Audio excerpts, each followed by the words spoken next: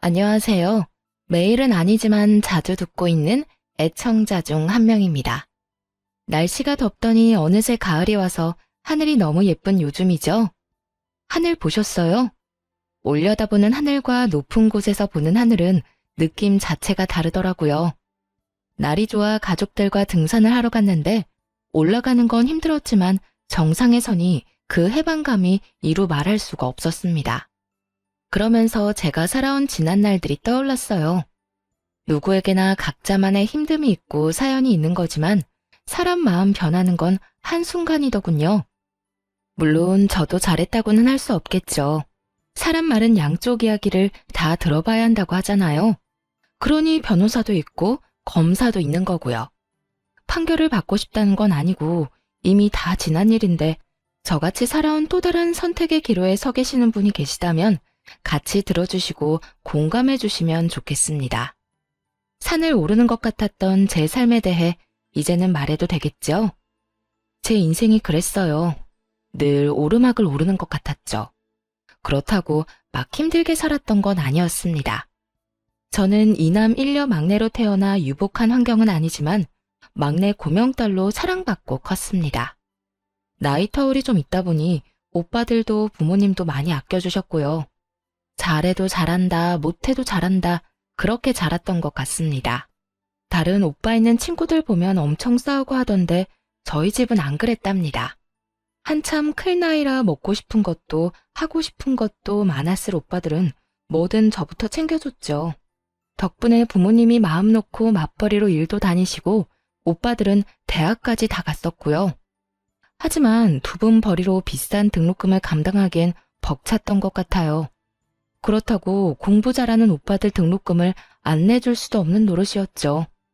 큰오빠는 법대로 진학해서 검사가 되는 목표가 있었고요. 작은 오빠는 아직 꿈은 없었지만 뭐든 열심히 하는 사람이었습니다. 둘 다 공부를 잘하는 건 저희 집에서 당연한 일이었고요. 어느 날 큰오빠가 제대를 해서 복학을 하고 둘째 오빠가 대학교 입학을 앞두고 있던 날이었어요. 엄마의 한숨이 늘어나는 걸 봤습니다. 한숨 쉬다 저랑 눈이 마주치며 웃어주시는데 제가 모를 거라 생각하셨던 것 같습니다. 저도 그땐 이미 고등학교 진학을 어디로 할지 정할 시기라 그만큼 머리가 컸는데도 말이죠. 막내는 나이가 60을 먹어도 막내라는 말이 맞나 봅니다. 아마 그랬던 것 같습니다. 공부를 잘하긴 했는데 조금 경쟁률이 높은 과를 지원해서 전액 장학금을 받지는 못했고 작은 오빠는 그냥 바로 자원 입대를 하려고 하더군요. 당연히 부모님이 말리셨죠. 공부도 다 때가 있는 건데 놓치면 안 되는 거라고. 걱정하지 말고 공부나 하라고 하셨습니다. 그때 사회 분위기가 남자들은 무조건 대학을 가야 하는 분위기였습니다. 학자금 대출을 알아보러 다니시는 부모님 모습이 너무 밟혔어요. 어서 빨리 돈을 벌어 도움을 드리고 싶기도 했죠. 그 뒤 오빠들은 장학금을 놓치지 않고 학교를 다녔습니다. 그럼에도 불구하고 어머니의 한숨이 뇌리에 박혔던 탓일까요? 저는 상고로 진학하기로 결심했습니다. 저도 공부 잘하는 오빠들 덕분에 공부를 못하는 편은 아니었어요. 나름 학교에서도 상위권이라 선생님들은 당연히 제가 인문계로 진학할 거라고 찰떡같이 믿고 계셨고 아마 부모님도 다른 생각은 안 하셨던 것 같아요. 바쁘신 엄마가 처음으로 학교에 오셔야 했는데 항상 일하시느라 운동회도 못 오시던 분이었거든요. 그게 또 선생님에게 안 좋은 소리를 들으셔서 제 마음이 너무 아팠습니다. 어머니, 공부를 잘하는데 왜 상고를 가려고 하는지 모르겠네요. 집안이 많이 어려우세요? 네? 저희 미정이가 상고를요? 네, 무슨 생각으로 저러는 건지 모르지만 요즘은 여자들도 인문계 가야 대학도 가고 하고 싶은 거 하고 살지 않겠습니까? 좀 설득 좀 해봐 주세요. 미정아, 상고는 왜 가려고 그래? 누가 상고 가라고 했어? 엄마, 나 공부 잘하는 거 알잖아. 오빠들 때문에 이 정도 하는 거지. 인문계는 왜 가는 건데? 대학 가려고 가는 거잖아. 난 대학 안 갈 건데 굳이 인문계 갈 필요가 없잖아. 며칠 동안 오빠들부터 아빠까지 저를 설득하려고 애썼지만 제가 한번 고집 피우면 절대 꺾지 않는다는 걸 모두 잘 알고 있었습니다. 그렇게 저는 상고로 진학했고 장학금을 받으며 다녔어요. 성적도 물론 좋았고요. 덕분에 남들보다 빨리 취업 전선에 뛰어들 수 있었는데 내가 목표로 했던 은행은 근처에도 못 갔지만 말입니다. 이것은 참 세상은 인맥으로 돌아간다고 내정받은 건 저였는데 무슨 연줄이 있는 건지 학교 오는 둥 마는 둥 하는 아이가 선발됐다고 하더군요. 그때 좀 힘들었죠. 세상이 다 밉게 보이고 그래도 어쩌겠어요. 바뀌는 건 없더라는 겁니다. 저는 은행 대신 제법 큰 공장 회계과에 들어가게 되었습니다. 은행도 아니고 뭐 힘들게야 하겠냐고 주판만 두드리고 서류 정리만 잘하면 된다고 들었거든요. 주판이 어떻게 생겼는지 내 책상은 어디 있는지 전 계산은커녕 매일매일 청소만 하다 왔어요. 선배들이 자기 빨래까지 가져다 놓은 것도 분말 없이 빨아야 했고요. 그 시절 따뜻한 물이 나오는 건물이 어디 있었나요? 호텔에서나 나왔겠지. 추운 겨울엔 얼어붙은 손을 호호 불면서 빨래를 해야 했습니다. 집안일이라고는 해본 적이 없었던 저는 손빨래가 그렇게 힘이 들었습니다. 요령이 너무 없었던 거죠. 빨래하고 들어오면 손이 얼어 타자를 칠 수가 없어 사무실 일은 더 못했고 그러다 보면 일 느리다고 구박받고 계속 그런 일상의 도돌이표였습니다. 심부름도 한 번에 시키는 법 없이 다녀오면 다른 사람이 불러서 또 시키고 뭐 그런 식이었답니다. 그러니 일을 제대로 배울 수 있는 환경이 못 되었던 거죠. 요즘 같으면 바로 신고감인데 저희 때는 신고가 어디 있겠습니까? 그냥 다녀야 했습니다. 좀 지나니까 이골이 나기도 하고 오기가 나서 어디 두고 봐라 하는 마음에 제일 먼저 출근해서 청소해놓고 얼어있는 손 녹여서 일하고 선배들이 일 시키기 전에 미리미리 예상해서 다 해놓고 마지막까지 정리 다 하고 퇴근하길 반복했어요. 인생의 암흑기를 말하라고 하면 딱 그때라고 말할 수 있을 정도였습니다. 하지만 어둠이 계속되는 법은 없잖아요. 점점 해가 뜨기 시작했습니다. 그러다 보니 서류 업무도 조금씩 저에게 돌아오더라고요. 아시다시피 전 청소보다는 공부 쪽이 체질에 맞는 사람이라 전 제자리를 찾은 사람 마냥 업무 처리를 거침없이 해나갈 수 있었습니다. 언제 또 청소를 빨래를 시킬까 싶어 얼른 업무를 처리해 나갔죠. 물론 배울 것도 많았지만 크게 실수하는 일 없이 빠른 속도로 처리하다 보니 선배들이 너도 나도 할 것 없이 저에게 일을 주더라고요.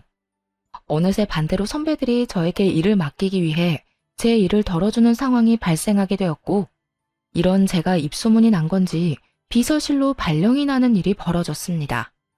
이제 입사한 지 얼마 안 된 제가 비서실까지 가는 건 좀 눈치가 보여 처음엔 가지 않겠다고 했습니다. 사실 제가 가도 되는 곳인지도 알 수 없었고 여기보다 더한 곳이라는 소문에 두려웠거든요. 선배들을 다 제치고 이제 막 20살 갓 넘은 제가 비서실이라니 말이 안 된다 생각했습니다. 월급도 처우도 확연히 달랐기 때문에 서로 가려고 하던 자리였습니다. 그런데 정말 발령이 나버린 겁니다. 제 의사와는 상관없이 발령이 나서 묵묵히 책상을 정리하는데 선배들이 다가오더군요. 해코지할까봐 얼마나 놀랐는지 여자들의 시기 질투 원망이 얼마나 무서운지 직접 느껴본 저는 그저 무서움에 떨어야 했습니다. 그런데 아니었어요. 선배들은 진심으로 절 축하해 주셨어요. 미정아, 여기보다 더 힘들 거야. 열심히 해야 해. 우리 얼굴에 먹칠하지 말고. 알았지? 그래. 그래도 너라면 잘할 거야. 힘들 땐 놀러와.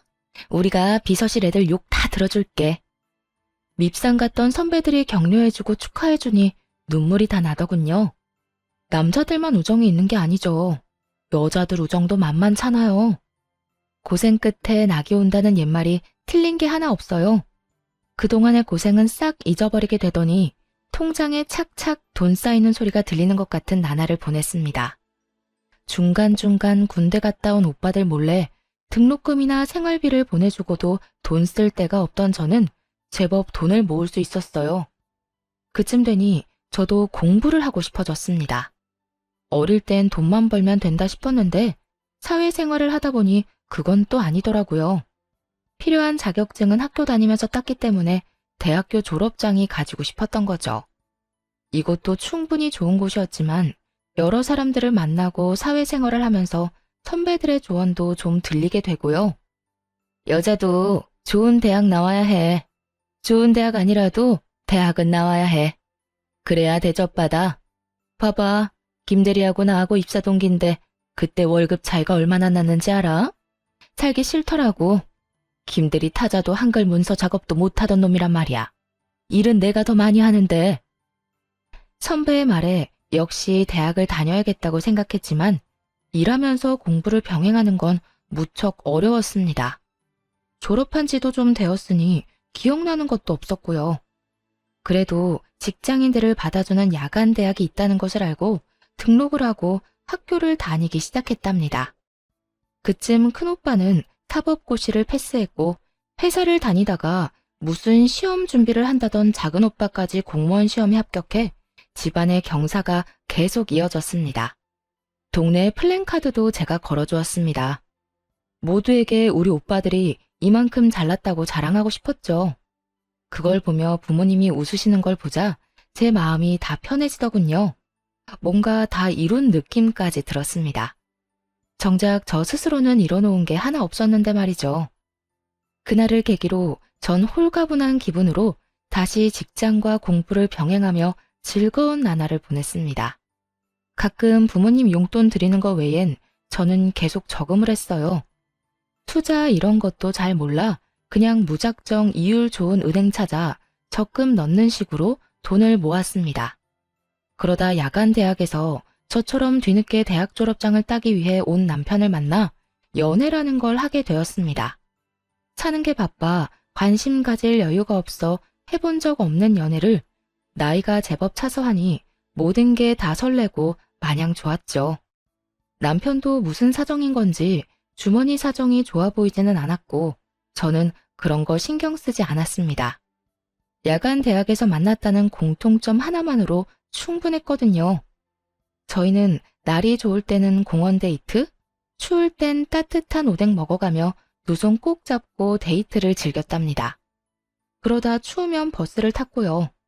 지금 생각해보면 무슨 궁상이냐 해도 그때만의 설렘이 있지 않겠어요? 이제는 하라고 해도 못하겠지만요. 그렇게 연애를 제법 오래 하다 주변에서 결혼은 언제 할 거냐는 말을 자주 듣게 되었습니다. 둘 다 그냥 시기가 오면 자연스레 결혼한다고 생각했던 것 같네요. 주변 지인들이 연애는 다른 사람이랑 더 하고 결혼은 나중에 해도 되지 않겠냐고 말리기도 했는데 제가 다른 생각은 잘 못하더라고요. 별 남자 있나 싶고 남편이 지금 저에겐 충분히 좋은 사람이었습니다. 가족들에게 소개를 했던 날 엄마가 조심스레 불러서 물으셨어요. 너무 급하게 정하는 건 아니고? 너 남자 처음 만나서 바로 결혼하는 거 엄마는 좀 별론데 너 손자리도 좀 들어오고 있어. 천천히 연애만 해보는 건 어떠니? 엄마, 내가 이 사람보다 더 좋은 사람을 어디서 만나겠어요? 아니, 네가 어디가 부족해서 그래. 저렇게 짱짱한 오빠가 둘이나 있는데 기죽을 일 없지. 너 회사에서도 능력 인정받고. 그때 엄마도 속물이구나. 약간 실망했어요. 또 오빠들이 잘 나가는 거지 내가 잘 나가는 게 아닌데 그걸 남편과 비교하니 화도 좀 났죠. 당장 제가 시집을 간다고 해도 저희 집 재정 상태가 좋은 건 아니라 해줄 수 있는 것도 없었고요. 저도 받을 생각도 없었지만 이제 막 사회생활하기 시작한 오빠들에게 무슨 돈이 있겠어요? 또 오빠 공부 뒷바라지에 부모님이 가진 것도 뻔히 제가 다 아는데 못된 말로 엄마 속을 좀 후벼 파고 남편과의 결혼을 추진했습니다. 엄마, 나 냉장고라도 하나 사줄 수 있어? 없잖아. 그냥 내가 알아서 갈 테니까 반대만 하지 말아줘. 양가 집안의 양해를 구하고 혼수 예물 아무것도 하지 않았습니다. 그래도 너무 빈손인 건 정말 아닌 것 같아 시부모님 옷 한 벌씩은 해드리라고 남편에게 봉투를 주긴 했습니다. 그게 많이 부족하다고 생각하신 건지 시부모님 얼굴이 썩 나를 반기지는 않으셨어요. 살면서 잘해드리면 되지 싶어 저는 크게 신경 쓰지 않기로 했습니다. 형편에 맞게 살아야 한다는 게 제 생각이었고 남편도 이해해주던 부분이었거든요. 제가 모았던 돈에 신랑 돈 보태서 작은 원룸에서 신혼생활을 시작했습니다. 신랑이 제 말에 잘 따라주는 편이었기 때문에 월급의 70%는 적금을 넣었고 혼자 벌다 둘이서 모으기 시작하니 생각보다 돈이 빨리 불어났습니다. 그런데 고지를 코앞에 두고 저희에게 아이가 생겼어요. 너무 예쁘고 사랑스러워 일 같은 건 생각도 나지 않더라고요. 지금을 놓치면 아이 크는 걸 못 볼 것 같다는 생각에 저는 저축을 조금 미루기로 했습니다. 집에서 아이를 돌보는 게 제 일이라 생각했고 그래서 일을 그만둔 거였죠. 저희 부모님도 소소하게 일을 하고 계셨고 시부모님들도 마찬가지셨어요. 아이를 봐줄 사람이 없었기 때문에 차선책이 없기도 했습니다. 아이가 생기니 저의 집에 대한 열망은 더 커졌어요. 아이가 크면 자기 방은 하나 줘야 하지 않겠나 하는 마음에 더 악착같이 아끼며 어떻게 보면 궁상맞게 살았던 것도 같습니다. 저는 옷이 계절별로 두 벌이면 좋겠고요. 옷을 언제 사본지 기억나지 않을 정도였죠. 화장품은 처녀 때 쓰던 거 그대로 화장대 위에 있었습니다. 뚜껑 열 필요도 못 느끼겠더군요. 그래도 아이 얼굴엔 로션 발라주고 신랑 옷은 계절별로 사주며 오롯이 제 것만 줄여나갔습니다. 아이가 클수록 돈이 많이 들기 시작했어요. 기저귀값만 해도 사이즈가 커지니 양은 적은데 비싸지고 분유값도 감당 안 될 지경이었어요. 남편 월급이 얼마길래 그랬냐고요? 그렇게 많이 가져오지는 못했어요. 월급이 적은 대신 칼퇴근에 힘든 일이 별로 없는 곳이었죠. 반 공무원이라고 생각하시면 될 겁니다. 여튼 둘이 벌다 혼자 벌게 되고 입은 셋이 됐는데 저축은 그대로 해야 하고 남편을 조금 못 살게 굴었던 것도 같습니다. 먹는 것도 그냥 반찬 하나에 밥 국 정도면 먹는 저와 달리 남편은 안 먹어도 한 상 차려 먹는 걸 좋아하는 편이었으니 얼마나 맵기가 불만이었을까요? 한 번씩 친정에서 반찬 좀 주면 잘 차려주지 매일 그런 밥상은 힘들었습니다. 반찬이 생겨도 며칠에 나눠서 먹고는 했으니까요. 당연히 남편도 이해해준다고 생각했어요. 그래도 다른 건 남들 못지않게 신경 써주고 있다고 자부했으니까요. 그런데 어느 날부터 남편이 안 하던 반찬 투정도 하고 짜증을 입에 달기 시작했습니다. 안 그러던 사람이 그래서 외벌이라 힘든 거지 하고 이해하고 넘어갔습니다. 확 변하면 눈치라도 챌 수 있었을 텐데 차츰 변하는 걸 알아채기엔 저도 아이를 키우느라 정신이 너무 없었네요. 그냥 단순히 남편이 밖에서 힘든 만큼 더 아끼고 아이를 잘 키워야지 하는 생각밖에 하지 않았죠. 그러다 드디어 제일 큰 금액이 든 적금 만기일이 다가왔습니다. 저는 미리 집을 보러 다녔어요. 집이라는 게 발품도 팔아야 같은 값이라 해도 더 좋은 집을 구한다고 동네 부동산 사장님이 그러셨거든요. 세대, 여기 슈퍼 건너편 2층 벽돌집 알지? 거기가 지금 급매로 나왔어. 나쁜 일로 나온 게 아니라 이민을 간다고 빨리 처분해달라더라고. 생각 있으면 보러 와. 여러 군데 집을 보러 다니다가 괜찮은 집이 급매로 나왔다는 연락을 받고 보러 갔더니 정말 마음에 딱 드는 그런 집이었습니다. 그 집을 보는 순간 저는 이미 머릿속으로 인테리어도 끝내고 이사 날을 언제로 하면 될까 생각 중이었다니까요. 저녁에 남편이 오기만을 기다렸다가 집 이야기를 꺼내자 남편 반응이 좋지 않았습니다. 집? 집을 꼭 지금 사야 해? 지금 부동산 분위기도 안 좋은데 더 기다렸다가 사도 괜찮지 않을까? 그럼 언제 사? 적금 만기됐고 대출 조금만 받으면 살 수 있는데 급매로 나온 거라 금방 나갈 거란 말이야. 이 가격에 그 집 못 산다고. 됐어. 집은 다음에 사. 부부 회의는 결렬되고 말았습니다. 저희는 싸움 아닌 싸움을 했고 남편은 그 길로 나가더니 들어오지 않았고요. 저는 남편은 차차 설득하면 된다고 생각하고 일단 계약금을 걸기 위해 은행을 찾아갔습니다. 그런데 이게 무슨 일인가요? 만기 통장에서 찾을 수 있는 돈은 없었습니다. 대체 무슨 일이 일어난 건지 처음엔 도통 알 수 없었습니다. 내 명의 통장을 누가 건드릴 수 있다는 말인지, 요즘은 신원 확인도 잘해서 본인 아니면 통장 거래도 안 된다고 알고 있었는데 말이죠. 사모님, 2달 전에 온라인으로 해지 신청하시고 인터넷 뱅킹으로 이체하신 이력이 있으십니다. 모바일 OTP도 받으셨네요. 휴대폰 한번 보세요.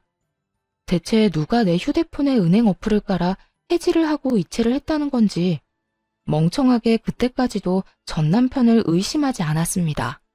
그냥 어떻게 그게 가능하지? 라고 바보 같은 생각만 했죠. 저기 이체된 계좌주 명이 땡땡땡입니다. 바로 남편이었죠. 하늘이 무너지는 것 같았습니다. 돈을 떠나서 믿었던 사람에게 배신당한 느낌에 정신을 차릴 수가 없었습니다. 남편은 내가 모를 거라 생각했던 걸까, 내가 그렇게 바보 같았나 싶었습니다.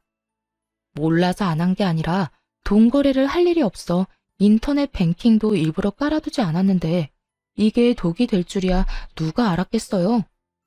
은행에서 돌아오는 길이 천리말리길 같았습니다. 유치원을 다녀온 아이를 보자 덜컥 눈물부터 나더군요.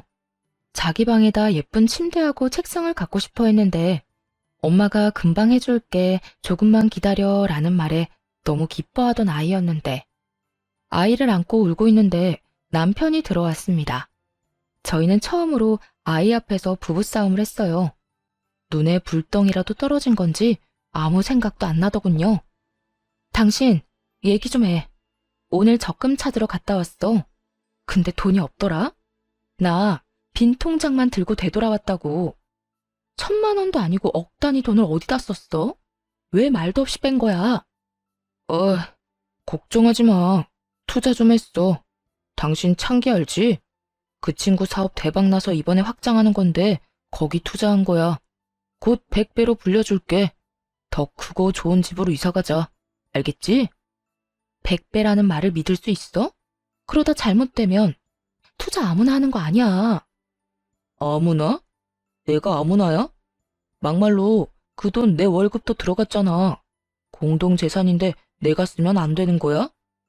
그 말이 아니고 상의를 먼저 하고 했어야지.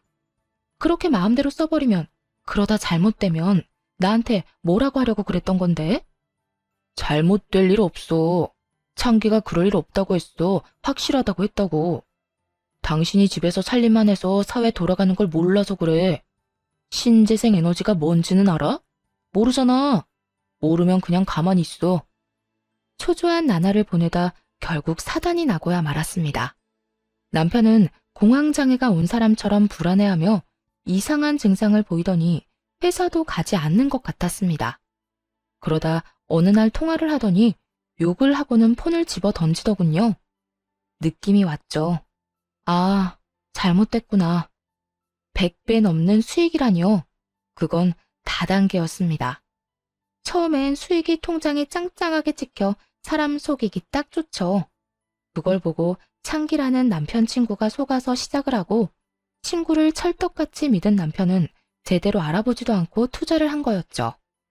공중에서 돈다발이라도 뿌려봤으면 덜 억울했을지도 모릅니다. 한참 오르막을 오르다 정상에 다 왔다 했더니 더 가파른 길이 나타난 겁니다. 아니, 절벽이 나타난 거죠. 남편은 몇 날 며칠 술만 마셨어요. 저러다 급성 간경화로 죽는 건 아닐까 걱정될 정도였습니다. 미우나 고우나 제 남편 아니겠어요? 저는 다시 시작한다는 기분으로 남편을 다독였어요. 다시는 이러지 마. 사라진 돈 그냥 없었던 돈이라 생각하고 다시 모으자. 그러니 정신 좀 차리고 당분간 집에서 좀 쉬어. 남편도 면목이 없었던 건지 조용히 받아들이더군요. 이미 회사에서도 잘린 상태였고 일할 의지도 없어 보여 제가 일자리를 알아볼 수밖에 없었습니다. 돈복은 없어도 일복은 있는지 마침 연락해본 직장 선배에게서 자리가 났다는 소식을 듣게 되었죠. 몇 년의 공백이 있었지만 저를 기억하고 있는 분들은 많았어요. 복귀한다고 하니 반겨주셔서 너무 감사했습니다.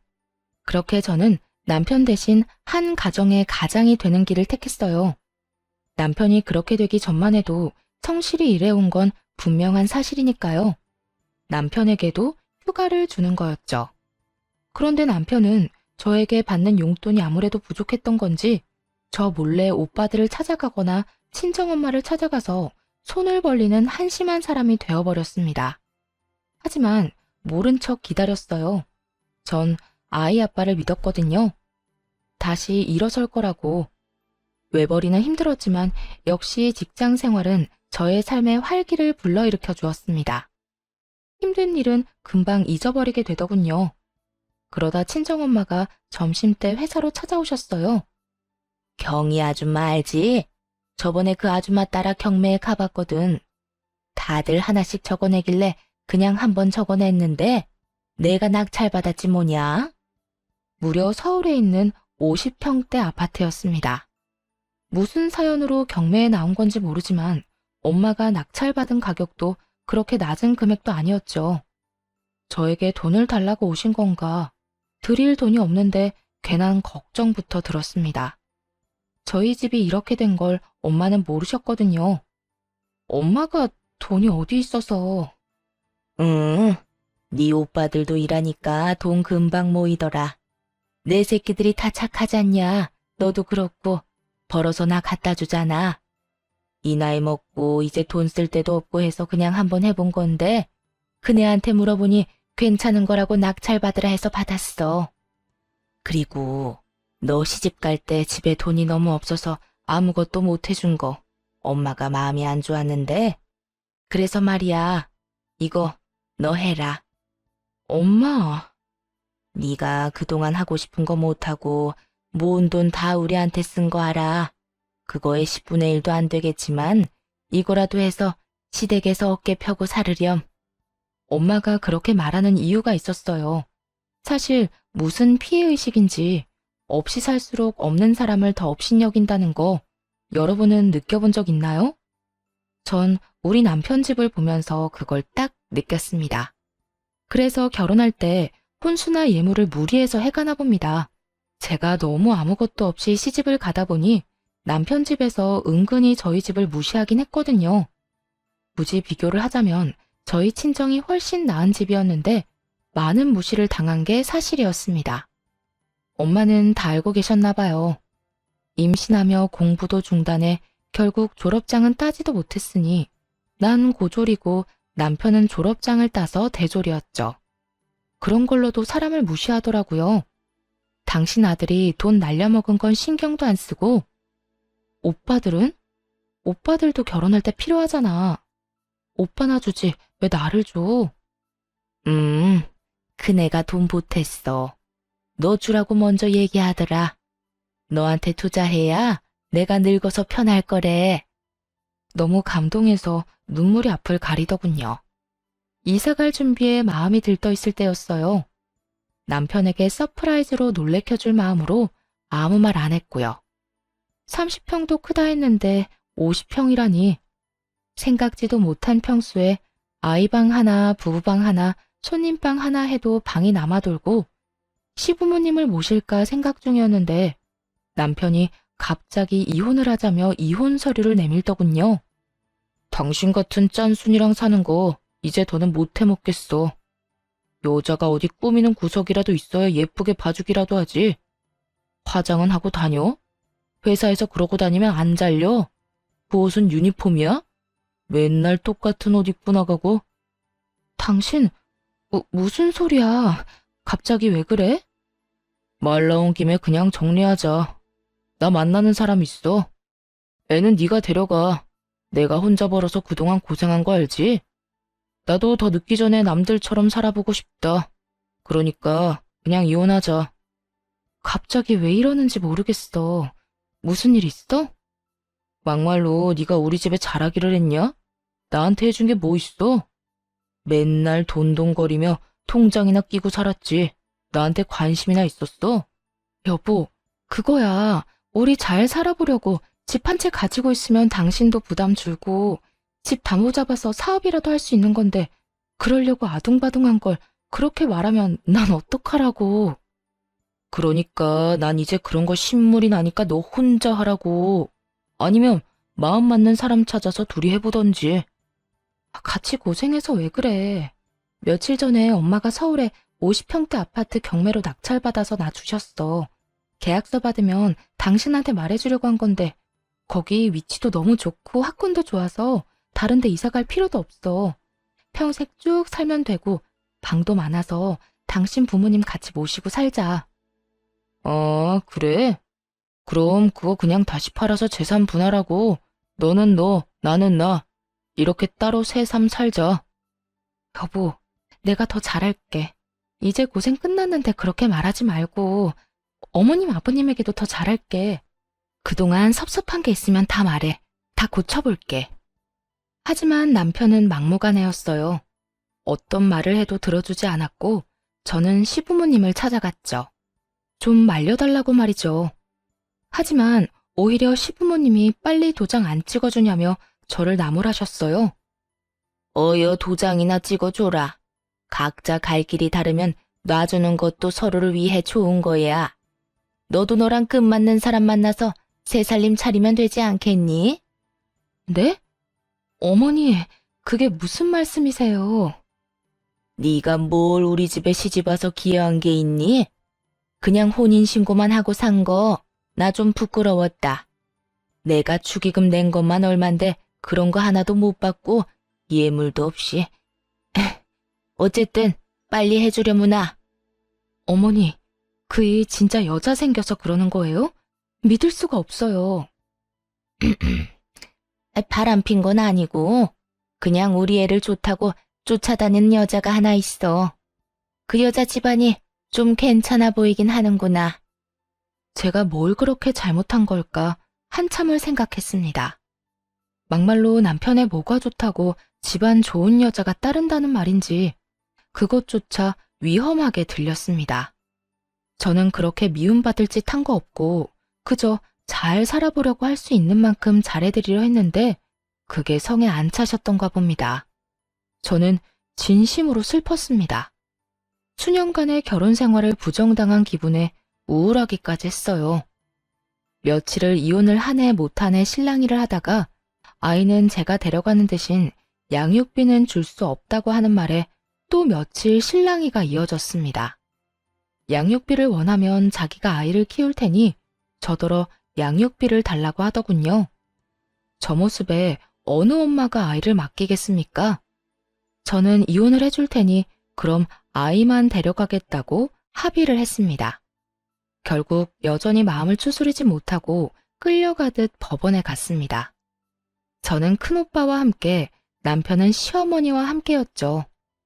힘겹게 서류를 제출하는데 남편이 제가 모르는 서류를 하나 더 제출하더군요. 뭐냐고 물으니 당당하게 재산분할 신청서라고 합니다. 재산이라니. 저희는 재산이라고는 아시다시피 남편이 날려먹었던 적금이 다였는데 말이죠. 우리한테 무슨 재산이 있다고 그런 서류를 내? 지금 사는 집 전세금? 그거 반반하면 되는 거 아니야? 굳이 이런 거 낼 필요 없이. 또 50평 아파트 장모가 준 거 있잖아. 그건 왜 빠뜨려? 날 아주 호구로 하는구만. 아니, 그건 엄마가 나한테 준 거지 당신 건 아니잖아. 당황해서 아무 말 못하고 있자 큰오빠가 나서서 증여재산에 대해 차분하게 설명해 주었습니다. 자네 그때 내 동생 데려갈 때 뭐라고 했어? 손에 무릎 묻혀도 마음만은 보듬고 살겠다고 했잖아. 이게 뭐야? 그리고 증여재산은 재산 분할에 해당이 안 되는 거 모르나? 모르면 변호사한테 물어보던가. 뭐? 그 아파트가 재산 분할에 해당 안 된다고? 나 그거 믿고 너 만나는 애인이랑 그거 팔아서 새 살림 차리라고 한 건데. 뭐야 엄마. 엄마가 그냥 이혼하면 된다고 했잖아. 나 그럼 돈 한 푼도 못 받는 거야? 아유, 잘 좀 알아보지. 어떡하면 좋니? 너 가게 하나 해주면 새아가한테 아파트는 우리가 해준다고 했는데. 진짜? 엄마가 책임져요. 난 몰라. 잘못되면 다 엄마 탓이야. 지금껏 보고 살아온 사람이 맞는 건지 완전 다른 사람을 보는 것 같았습니다. 무엇에 홀려도 단단히 홀렸던 게 아닐까 했죠. 저런 사람을 남편이라고 받들고 살다니 제 자신이 한심하기 이루 말할 수 없었죠. 순식간에 콩깍지가 벗겨졌는지 정남이가 뚝 떨어졌습니다. 이혼 서류 제출만으로는 이혼이 바로 되지는 않더군요. 이혼되기까지는 꽤 긴 시간이 필요했습니다. 조정기간 이런 것도 필요했고요. 먼저 이혼을 요구한 남편은 아파트가 재산 분할이 안 된다고 하자 말을 바꿨습니다. 하지만 제가 이제 같이 살 마음이 없어진 지 오래였고요. 제가 끝까지 이혼하겠다 하니 갑자기 그럼 아이는 자기가 키우겠다 하더군요. 언제는 나보고 데려가라고 하더니 웃음밖에 안 나왔습니다. 결국 큰오빠의 도움으로 양육권도 제가 받아오고 양육비도 매달 50만 원씩 보내주는 걸로 이혼은 정리가 되었습니다. 엄마가 낙찰받아줬던 아파트는 딸과 둘이 살기엔 넓었기에 친정 부모님과 함께 살기로 했습니다. 저는 덕분에 멈췄던 공부도 다시 시작했고요. 다 엄마가 잘 봐주셔서 가능한 일이었습니다. 참 감사한 일이죠. 아, 그 뒤로 전 남편은 어떻게 됐냐고요? 말도 마세요. 딱 1년 지나고 제가 사는 아파트로 찾아왔는데 1년 만에 보니 감회가 새롭고 그럴 줄 알았는데 지난번에 정남이 떨어진 거에 뭐 더 떨어질 게 있다고 완전히 사람으로 안 보이게 되었습니다. 여보, 우리 다시 합치자. 애도 아빠가 필요하잖아. 나 그 여자랑은 애초에 헤어졌어. 그때 잠깐 꼬셔서 넘어갔던 것뿐이야. 난 자기밖에 없는 거 잘 알잖아. 정말 한심해서 말도 안 나오더라고요. 말을 안 하고 있으니 내가 허락했다는 뜻으로 받아들인 건지 슬금슬금 안으로 들어오려는 거 체인을 딱 걸어 잠그고 소리쳤습니다. 누구신데 남의 집에 와서 이러세요? 잘못 찾아오신 거면 그냥 가시고요. 여보, 왜 이래? 자꾸 헛소리 하시면 경찰에 신고할 거고 아파트 CCTV 영상 따서 입구에 붙여놓을 거예요. 잡상인 출입이 잦으니 조심하라고. 잡상인? 잡상인. 어서 안 꺼져? 당장 꺼지라고. 제가 큰 소리를 내니 처음 보는 모습에 놀라서 달아나는데 신발이 벗겨져도 모르고 열심히 도망가는 모습이라니 혼자 봐서 아쉬울 정도였답니다. 그렇게 쪽을 당했으니 다시는 오지 않을 거라 생각했는데 방심했던 게 있었습니다. 딸아이 학교를 찾아간 거였어요. 이제는 초등학생이 된 딸은 아무래도 아빠를 보니 좋았나 봅니다. 딸이 처음 보는 인형을 집으로 들고 들어와 물으니 아빠가 줬다고 말하는 거 있죠? 이 사람이 아이를 꼬시려고 작정을 했구나 싶었죠. 저는 바로 큰오빠에게 사정을 얘기하고 접근 금지 신청을 부탁했어요. 딸에게도 아빠를 보면 따라가면 안 된다고 신신당부했고요. 이대로는 안 되겠다 싶어 고민을 하다 전 남편의 부모님을 찾아갔어요. 다시는 보고 싶지 않은 사람들이지만 별판을 지어야겠다고 생각했죠. 전 시부모는 작은 테이블 몇 개 놓고 동네 치킨집을 하고 있었는데 제가 간 날 딱 봐도 고등학생으로 보이는 아이들에게 술을 팔고 있었습니다. 핸드폰 동영상 줌 기능을 활용해 증거 영상을 깔끔하게 찍어 전 시모에게 내밀었죠. 이 친구들 학생인 거 알고 술 파시는 거죠? 이거 제가 시청에 넣으면 영업정지 당하는 건 아실 테니까 긴 말 안 할게요. 딸아이 근처에 얼씬도 하지 말라고 해주세요. 아니면 사람 심어서 계속 사진 찍어서 신고할 테니까. 아니야. 저 청년들 학교 안 다녀. 학교 안 다니면 미성년자 아닌 줄 아세요? 좀 알고 장사하세요. 저처럼 몰라서 뒤통수 맞지 마시고요. 설마 그럴 리가. 아니야. 민증 검사는 하셨나요? 안 하셨죠? 정상 참작도 안 되겠네요. 아이고, 이 나쁜 년. 무슨 심보로 그러는 거야? 무슨 심보요? 아줌마가 나한테 그런 말할 자격이 있으신가 모르겠네요. 해봐라, 해봐. 해볼 테면 해봐. 내가 가만히 있나 보자. 이게 끝인 걸로 아시면 안 되죠. 유통기한 지난 식품 나와도 끝인 거 아시죠? 점검기간 아니라도 신고하면 출동해요. 못된 년. 너 인생 그렇게 살지 마라. 그럼 잘 알아들으신 걸로 알고 가볼게요. 천하의 못된 여자 연기해보니 너무 시원했습니다. 허탈하기도 했고요. 이제 다시 찾아오는 일은 없을 거라 생각하고 싶어요. 다음날 모르는 번호로 연락이 왔습니다. 바로 전 남편이었습니다. 만나자고 하는 걸 싫다고 하니 그럼 전화통화 잠깐만 하자고 해서 그러자 했더니 구구절절 사연을 읊더군요. 전 귓등으로도 듣지 않았어요. 전 같이 사는 동안 함께 잘 살아보고자 최선을 다했고 최선을 다한 결과가 배신이었으니 그럴만하다고 생각했습니다. 그러니 전혀 아쉬운 게 없었죠. 진짜 다시 기회 줄 수는 없는 거야? 나 당신하고 열심히 살았잖아. 우리 딸은 나 보고 싶어 하잖아. 딸만큼은 만나게 해줘야지. 내가 이혼할 때 당신이 나보고 키우라고 해서 딸한테 아빠는 자식 같은 거 안 키운다고 했다고 다 말했어. 그러니 신경 쓰지 마. 그럼 우리 엄마 가게 신고하지 말아줘. 부탁이야. 당신 하라는 대로 할 테니까. 나 분명히 말했는데? 당신이 또 찾아오면 시청이든 경찰서든 신고할 테니까 각오하시라고. 나 얼마든지 할 수 있는 거 알지? 알지. 형님들이 어떤 분이신데. 응, 알면 됐어.